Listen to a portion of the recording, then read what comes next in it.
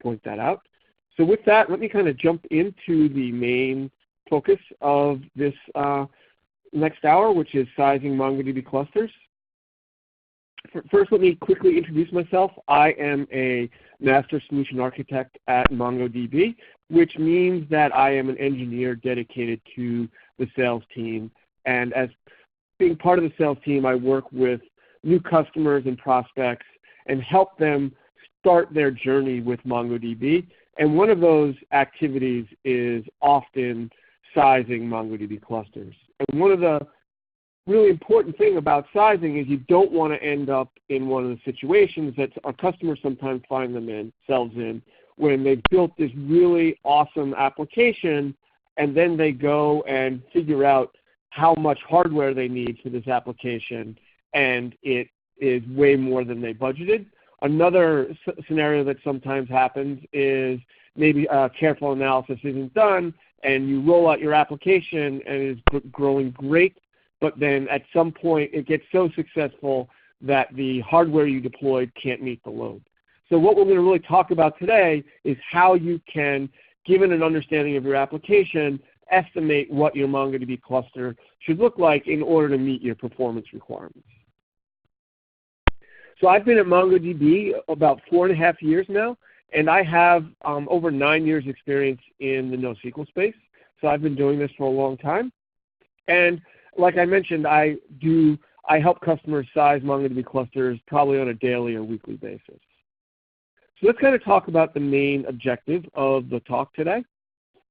And really what we want to do is, given a particular description of an application, try and figure out, hey, is a single replica set enough, or do we need to shard, or maybe what class of servers should I use or purchase? And that can be physical hardware, but maybe I'm deploying in the cloud. Or maybe I am deploying in the cloud and I just want a monthly budget cost of what my Atlas cost will be, or AWS or Azure or what have you. Or maybe you already have an existing deployment and you're adding a new set of functionality and you just want to figure out, hey, will my existing infrastructure enable me to deploy that new functionality? So those are the kind of the types of questions and answers we want to get to the bottom of today. And for the conversation today, we're going to use this example of this fictitious coffee company called PlanetDollar.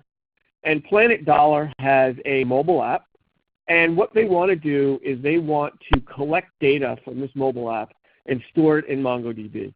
And the data is essentially going to be a log of all the clicks and presses and gestures that a user makes when using the mobile app. So it's really going to be a history of how different users use the mobile app. And we're going to keep a 2-year history in MongoDB, and we're going to use this data for a number of different things. One is for just historical analysis, compare coffee consumption year over year. Other uses of it will be to kind of get a real-time visual view of how coffee is being consumed, at least via. So anyway, as I was saying, we're going to walk through this webinar, we're going to walk through this particular use case of PlanetDollar and use that as our kind of example on how to size a cluster. And at the end of this, hopefully we can get to the bottom of exactly how much this cluster would cost in Atlas. And from the description, it's not exactly obvious whether it's $100 a month, $1,000 a month, $10,000 a month. And hopefully we can kind of drill into that as we go through the webinar. So I just want to reiterate, though, that whenever you're doing sizing, it's at least as the way we're going to do it today, which is just an estimate, a spreadsheet exercise, it's really just a guess. There is, there's no way to build a spreadsheet that's going to give you a precise estimate. So, but it should be good enough for budgetary purposes in terms of trying to figure out roughly what size servers you need and how much they're going to cost. So, but it is often, like I said, necessary to guess. I mean, sometimes, like I mentioned, you need to order hardware because it takes 6 months for you to get it into production. Other times, you might use the cost of the hardware to decide whether or not you're going to build an app. If it's going to be 30 shards, maybe it's not worth building the app. Maybe you should do something else. Another way sizing is really useful is to enable you to compare different MongoDB schemas. Certain MongoDB schemas may require less hardware than others, and by doing a sizing, you can use that in your factor of choosing which schema in MongoDB is the best. You know, the idea is some schemas may give you better query performance, but will require more hardware, and other schemas may have resulting queries that are less performance but require less hardware, and what you can do is kind of balance out performance versus cost and try to find the best compromise. You know, it's important, I mean, I'm sure everybody on this call realizes this, but since we're doing sizing in MongoDB, what we need at the end of that is to come out of a description of what our MongoDB cluster is going to look like. And so that means that we might recommend a replica set, like shown on the left-hand side, of a primary and some number of secondaries, and the hardware specs for those primary and secondaries. But we could also end up recommending or saying that we need a sharded cluster, and in that case we would have multiple replica sets all working together to solve a particular problem. And our goal today is to try to figure out how many shards we need and what the specs of those servers would look like. So at the end of our sizing, we will basically come up with an estimate on the number of shards, and then for each server, each primary and secondary in the replica sets for those shards, we're going to have some description of what the CPU needs to look like. For the storage system, both the amount of storage required and the number of IOPS, and then finally memory in terms of how much RAM we need on our server, and possibly what the network configuration needs to look like. So we kind of knocked off the objective, and the final part of this webinar is to actually talk about the sizing methodology. But before I can do that, I need to go through some foundational concepts that are really important for sizing. So, and the three things I want to talk about are IOPS, query processing, and working set. Having a good foundation on those three concepts will enable us to really kind of walk through the sizing methodology in a lot of detail. So let's kind of drill into those three concepts. So first, when I talked about what our specification for the sizing will look like, I talked about for the storage system, we're going to specify how much space we need, plus we're also going to specify the performance of that I/O system. And the metric that is most important for sizing MongoDB clusters is a metric called IOPS. So let's kind of drill into IOPS. So IOPS stands for input-output units per second, and it's a way of measuring the throughput or performance of an I/O system. Essentially what it does is it measures how quickly an I/O system can randomly access information on a disk. And if you think about the way MongoDB works, and when an application issues queries, the documents that are accessed by those queries are most roughly randomly distributed across the disk. So the IOPS of a given I/O system is a really good metric to use to get a feel for how well that I/O system will enable MongoDB to perform. Essentially, how quickly can that I/O system grab documents off of disk and return it back to the application. You know, most storage systems, you know, if you look at different types of storage systems, they have very different types or specifications for IOPS. If you have a server with a single spinning hard disk, like a SATA disk or something like that, it's only going to be able to provide around 100 IOPS. So that in that scenario, you would expect the MongoDB server or the MongoDB application running on that server would only be able to return roughly 100 documents per second, because the I/O system is only capable of 100 IOPS. Similarly, if you deploy an application in Amazon using provisioned IOPS, you could get a I/O system with around 20,000 IOPS, which means that you would expect that server to be able to return around 20,000 documents per second. Similarly, if you deployed a physical server with flash storage, you could expect that server to return several 100,000 documents per second. So the hardest part of sizing, though, is figuring out how many IOPS you need. If you really need a precise answer, like I said before, the best way to get a precise answer is to run a performance test. load a bunch of data into MongoDB, issue a bunch of queries similar to what your application will run, and measure the amount of IOPS consumed. But what we're going to talk about today is how you can estimate it. And in order to do that, we need to kind of walk through the next concept, which is talk a little bit about how MongoDB processes queries. So this flow chart here is very simplistic, but it basically walks through the sequence of steps that MongoDB would use to process a query. So after it parses the query and all that stuff, it'll select the appropriate index. Once it's selected the index used for the query, it needs to load the relevant pieces of that index from disk. It can then use the index to identify the documents that satisfy the query. It can then retrieve those documents from disk. It then may need to filter the documents even further if the index doesn't completely target the query, and then it'll return the documents back to the application. This is important for our discussion because there's two areas in this flowchart where we do a lot of I/O. One is retrieving the index entries from disk, and the second is retrieving the documents from disk. So we need to somehow estimate how much I/O we're going to do to retrieve indexes and to retrieve documents. And this is even more complicated by the fact that MongoDB, when you're running WiredTiger, which I assume most people are, half of the memory on the server is dedicated to cache, and that cache contains indexes and documents. So when we go to retrieve index entries from disk, or when we go to satisfy a query, it's not clear how much of that index is actually on disk and how much of that index is already in our cache. Similarly, when we go to retrieve the documents from disk, it's not clear how many of the documents are actually in cache already versus need to be read from disk. So the amount of I/O we need to do to resolve a query will depend significantly on how well that cache supports our particular query. And all of this makes it hard to estimate the amount of I/O that's going to be consumed by MongoDB. So before we go into how we're going to actually figure out the number of IOPS, there's one other concept I want to talk about that's related, and that is the notion of a working set. And the working set is loosely defined as the set of indexes. So if you look at all your collections, so all the indexes for those collections, plus the set of frequently accessed documents by your application. So most applications have a set of documents that are queried and returned over and over to the application.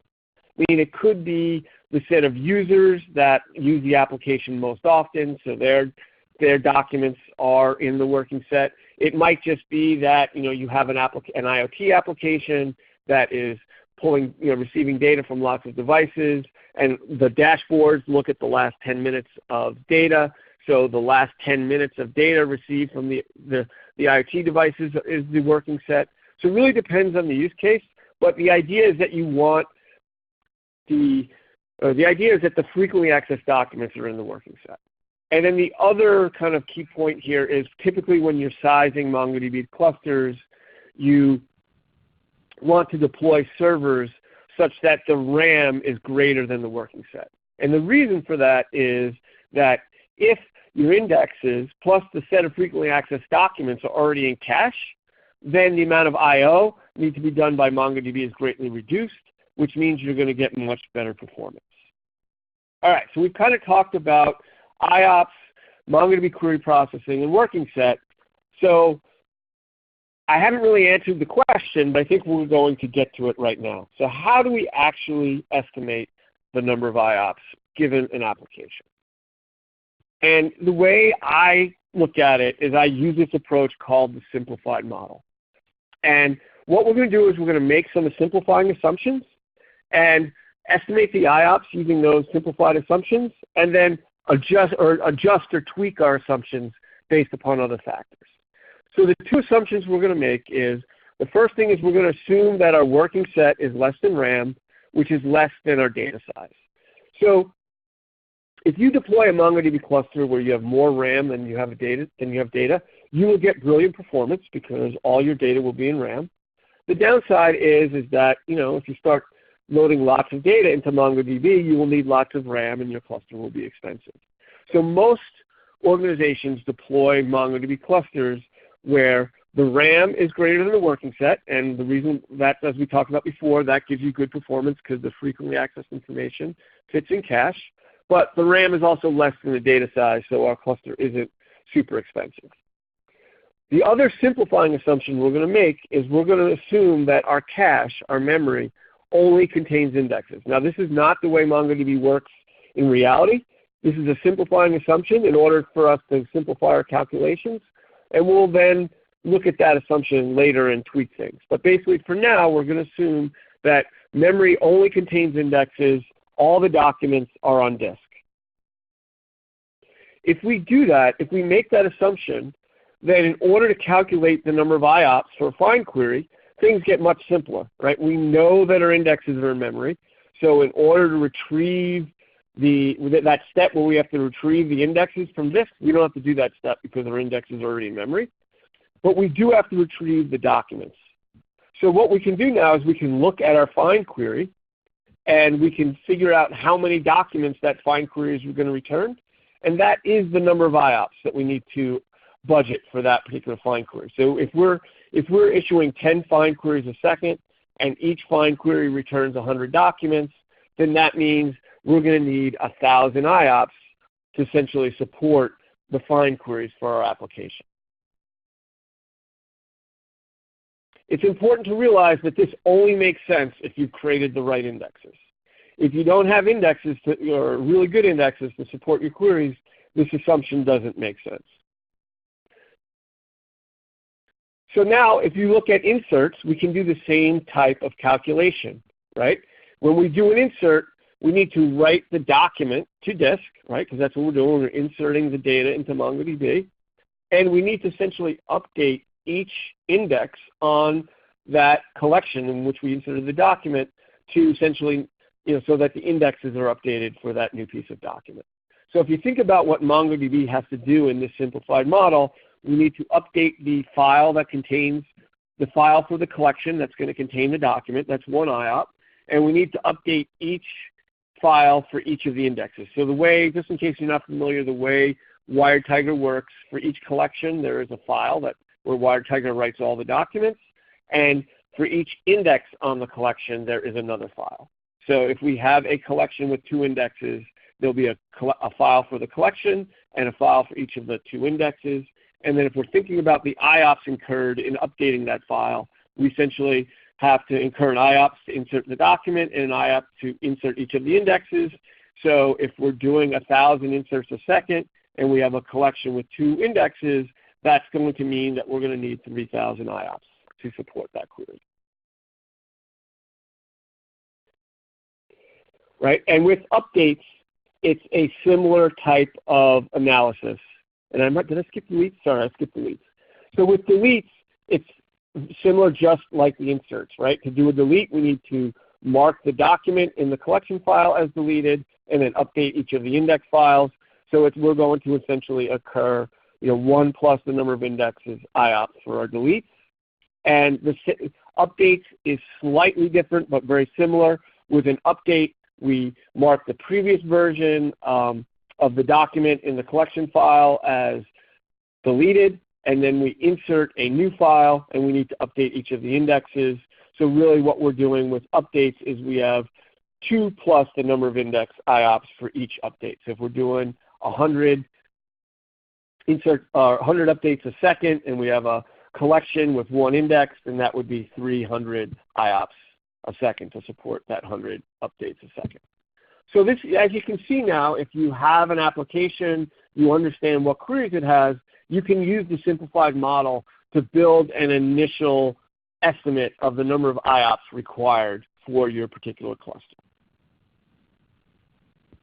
But I already talked about that the simplified model is too simplistic.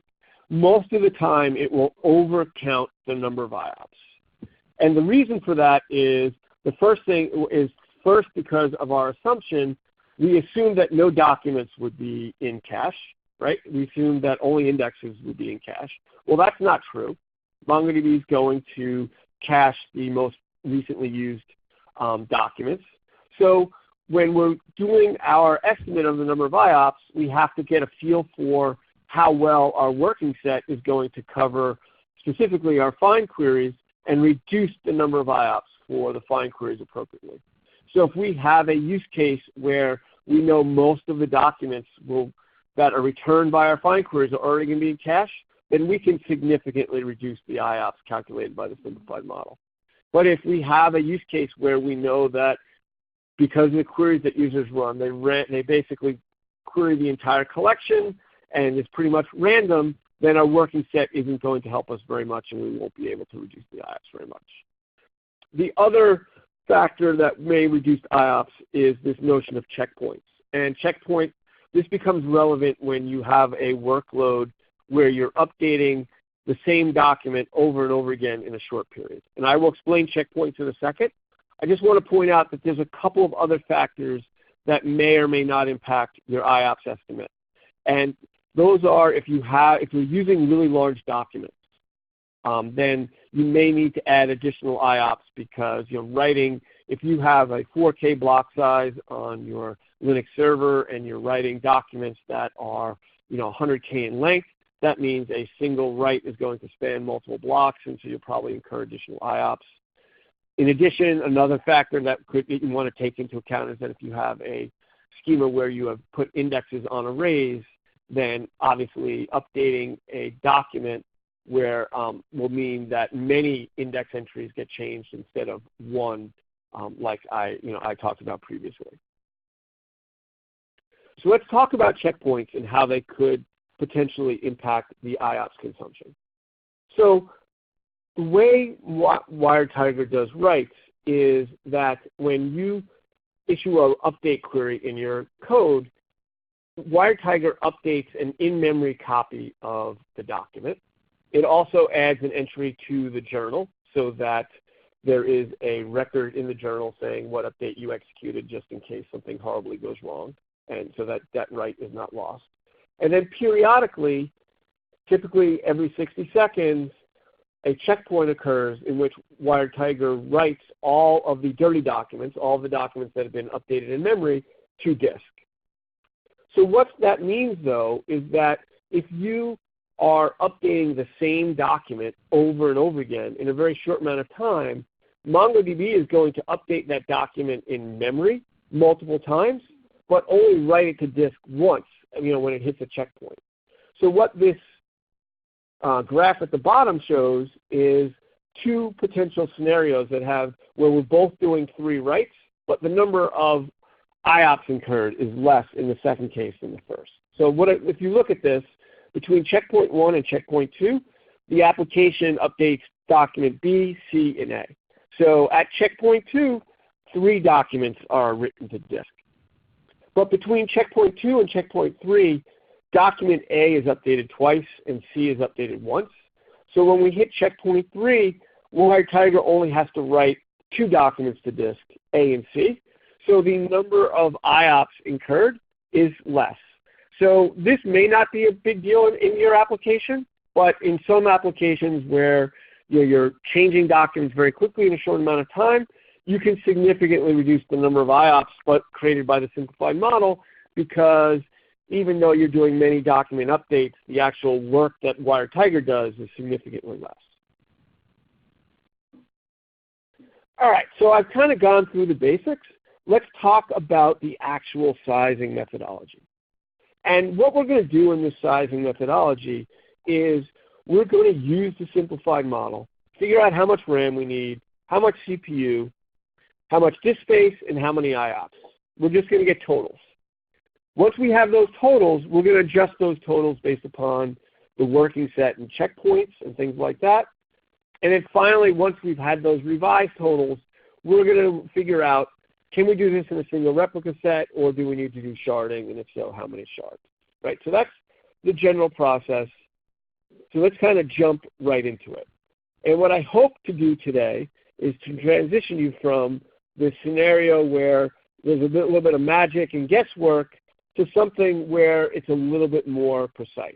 And the methodology we're going to walk through today walks you through these 6 steps. So the first step is let's essentially look at each of our collections, figure out how many documents are going to be in there, how big they're going to be in terms of storage space, and how big the indexes are going to be on each collection. We're then going to estimate our working set. We're then going to look at our queries and estimate IOPS using the simplified model I just talked about. We're then going to adjust those IOPS assumptions based upon working set and checkpoints. After that, we're going to calculate the number of shards.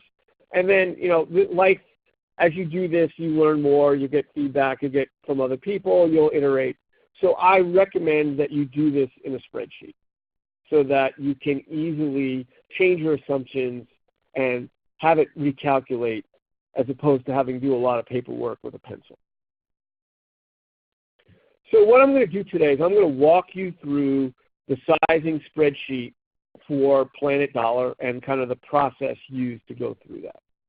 So the spreadsheet that I typically use has 5 sections here. I apologize that the numbering got a little confused. But it has an assumption section, it has a data size section, it has a size for the calculation working set, a section where we calculate queries and IOPS, and then a section where we calculate the number of shards. So for the assumptions, really what I typically do is build a spreadsheet that just lists the assumptions, both in a textual format for any requirements that were, that aren't really kind of precise, but that I want to write down, and then also in the bottom section there where we have numerical values, you'll see that they're highlighted in yellow. So any numerical values that I'm using as assumptions, I also put in an assumption section. And those are typically the numbers that may get tweaked over time as we learn more about the application.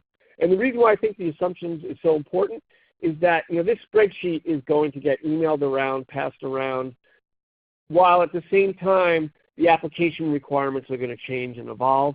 And I think it's really important to document with the sizing spreadsheet the initial assumptions that you use, just so that there's no misconceptions later.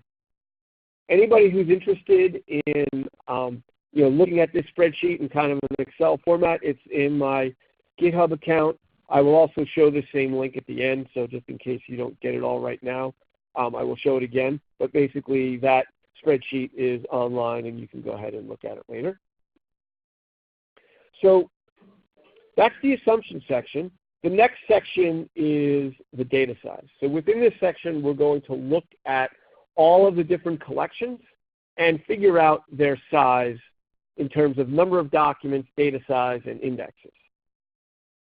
So for each collection, what we're going to do is estimate the number of documents, how big it's going to be in terms of storage, how big its indexes are going to be, and how well is it going to get compressed by WiredTiger.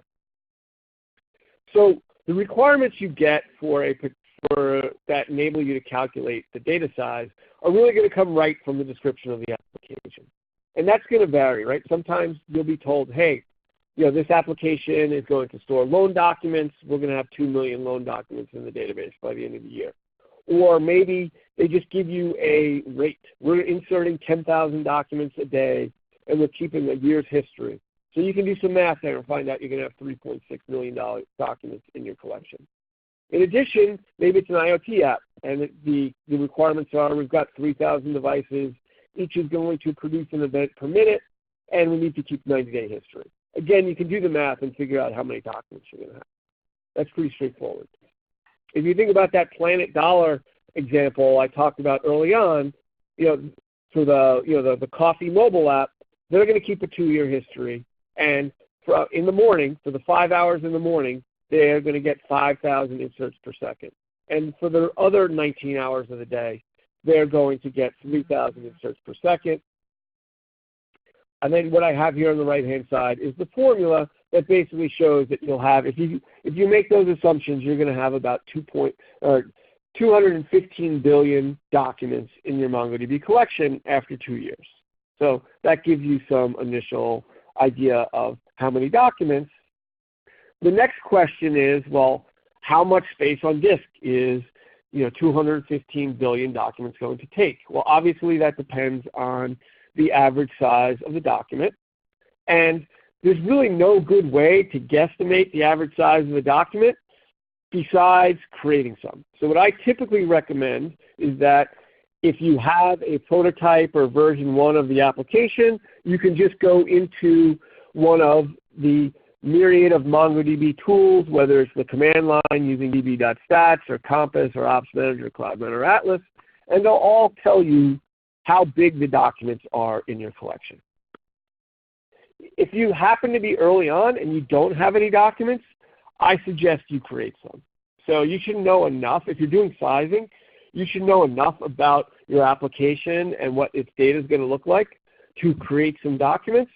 And typically you can go ahead and just create some documents, randomly generate values as appropriate, load them into MongoDB, and then you can measure the collection, index size, the compression, and use that information as the basis for your assumptions. So for example, if you have a collection of documents, you can run db.collection.stats, and it will show you for a given set of documents how much disk space they take up, what the average document size is, what the storage size is, and what the index size is, assuming you've created the appropriate indexes. And then you can use those numbers to extrapolate out. So if you look at this in my db.collection.stats, I have 10,000 documents. But I expect in my production application, as it's shown in this table, to have 2.5 billion documents. I can now just do some math, given the data that I have for 10,000 documents, to extrapolate out the size of my collection when I have 2.5 billion documents, and what my index size will be on that collection.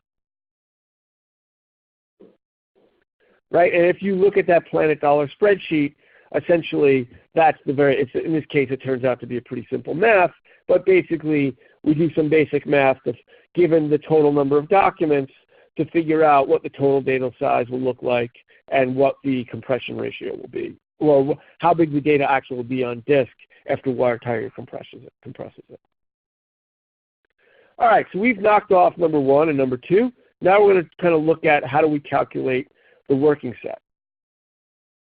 If you remember before, the working set is the indexes plus the set of documents that are frequently accessed by the application.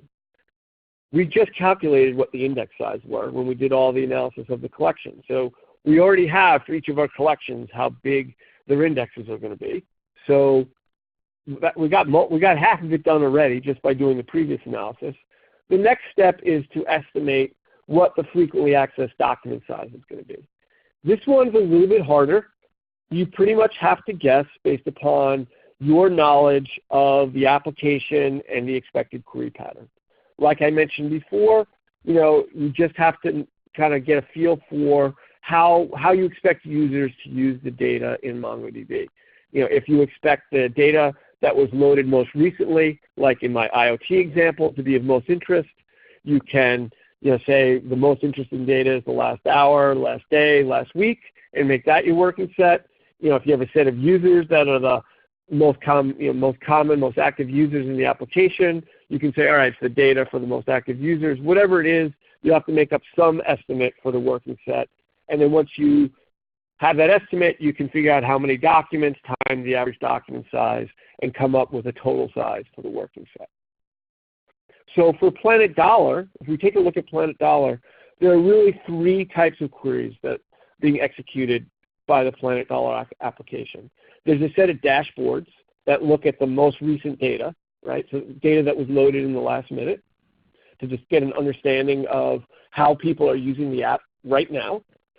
There's the customer support team that when somebody calls in with a problem that looks at the last hour's worth of usage for a particular customer. And then there's these reports that are running, like looking at year-over-year data and things like that. So we're going to ignore those because we're going to say those are these long-running reports. We're going to run those on secondaries. They're not going to impact the performance of our primary. So we're just going to say those reports won't impact our working set. And based upon this analysis, the set of active documents is 1 hour's worth of data. So all the data, so we just have to figure out how big 1 hour's worth of data is, and then that will be the frequently accessed components of our working set. And here's the spreadsheet component that performs that calculation. We have the total index size of our, we have the total data size, and we have the total index size already calculated. And then we're basically saying that 1 hour's worth of indexes and 1 hour's worth of active documents becomes our working set, and we essentially do that math, and we end up with a total working set of 14 gigabytes. All right, so now let's take a look at queries in IOPS. So I spent 20 minutes going through this earlier on in the webinar, so I'm not going to kind of regurgitate all that again, but basically what you end up with is this particular formula to calculate IOPS.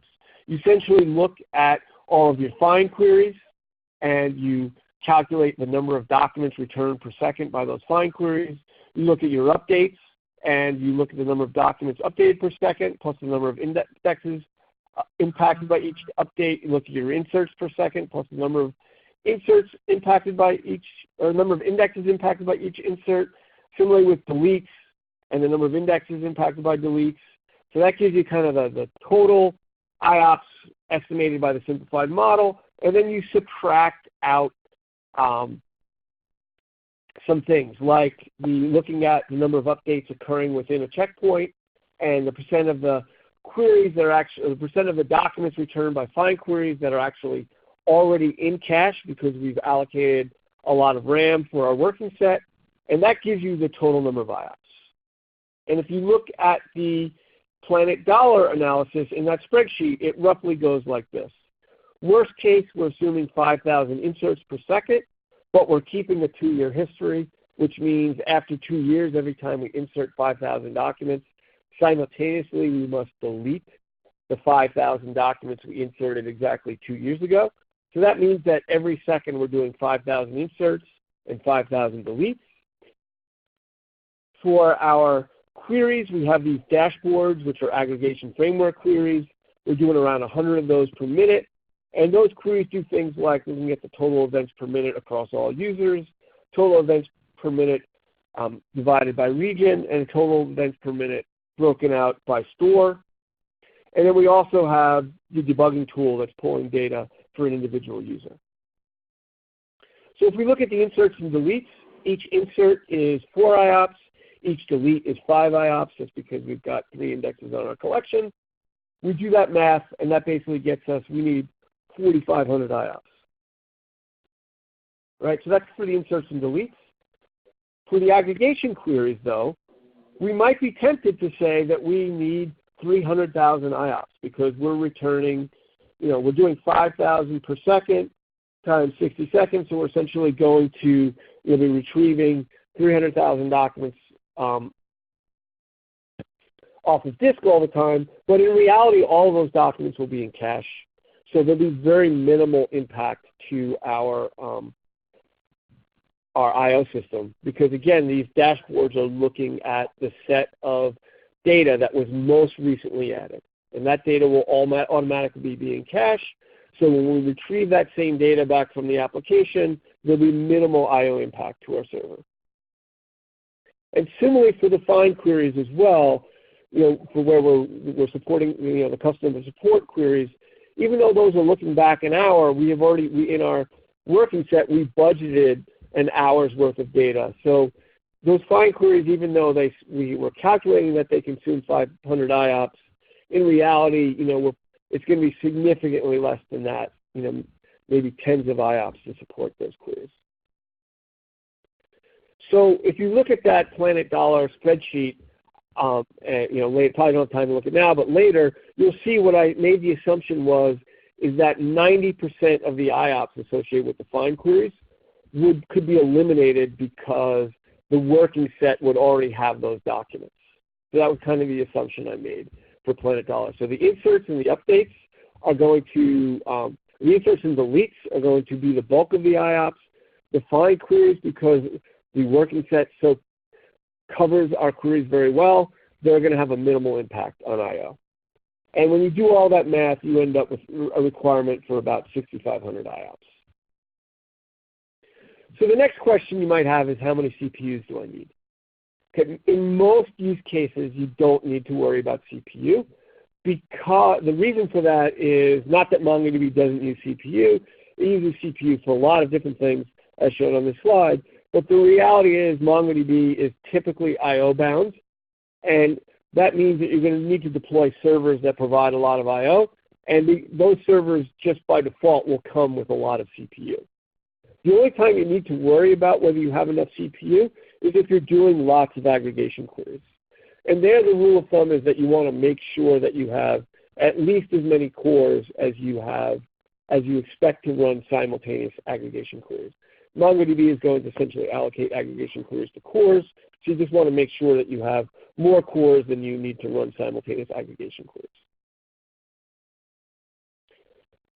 So we've kind of gone through all the basics here. The last thing is to figure out how many shards you need, and really at this point we know with totals how much storage we need, what our working set is, how many IOPS. We also should have some idea about what type of server we want to deploy. Given that, we can calculate the number of shards. And to illustrate this, let's just assume that we did some calculations and found out that we needed 9 terabytes. Our data size uncompressed was 9 terabytes. We figure out that WiredTiger is going to compress it 3:1, so that gives us 3 terabytes of storage. Normally with MongoDB, we typically recommend providing twice the storage disk space as your required storage size, so that gets us to 6 terabytes. If we have servers that have 2 terabytes of storage, that's going to say we need 3 shards. 3 shards times 2 terabytes will give us our required 6 terabytes. In a similar way, we look at RAM. Let's say we figured out our working set was 428 gigabytes.